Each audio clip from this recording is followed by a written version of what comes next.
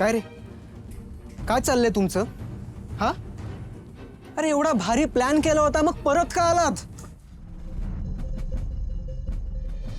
आणि काय रे, येताना सया मामाला सोबत घेऊन आलात, त्याला खरं सांगितलंय का तुम्ही? हो, सगळं खरं सांगितलंय आम्हाला आमच्याबद्दल. अरे मग आत्ता का घाबरताय? आता तर मामा पण तुमच्या बाजूने आहे ना.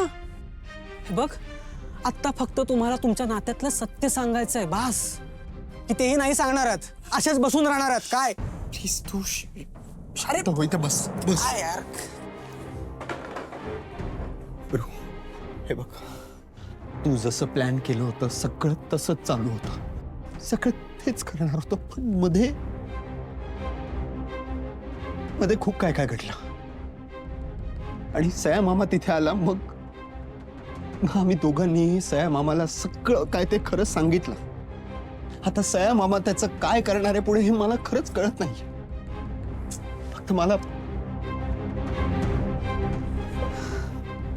एकाच गोष्टीची काळजी वाटते की काल हारूच्या वागण्यावरनं असं वाटत होतं की तिला कशाची तरी भीती वाटते. त्यामुळे आता पुढे काय करायचं, कसं करायचं हे मला खरंच कळत नाहीये.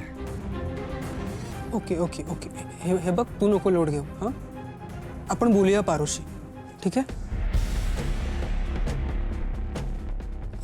फक्त एक गोष्ट लक्षात ठेव, ह्या सगळ्यात आपण पारूला बेशुद्ध करून पळून नेलं होतं हे आईला कळता कामा नये.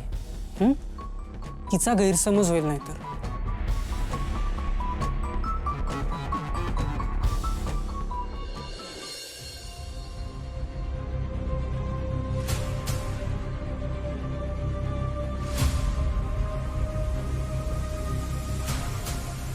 कुठे जाऊ हे कधी पण मागे येते.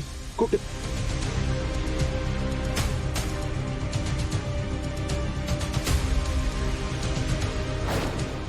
मी तिकडून घेणार आहे.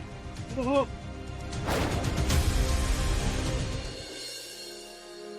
गैरसमज झालाय. सया दादाचा नक्कीच काहीतरी गैरसमज झालाय. आदित्य आणि पारू दोघांनी स्पष्ट सांगितलंय की दोघं फक्त चांगले मित्र आहेत म्हणून. तरी दादाला कसं समजत नाहीये?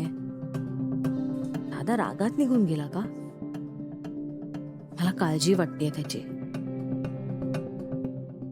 एवढी चांगली संधी मुलांपुढे आली होती, मग असं काय कारण होतं की यांना परत यावं लागलं?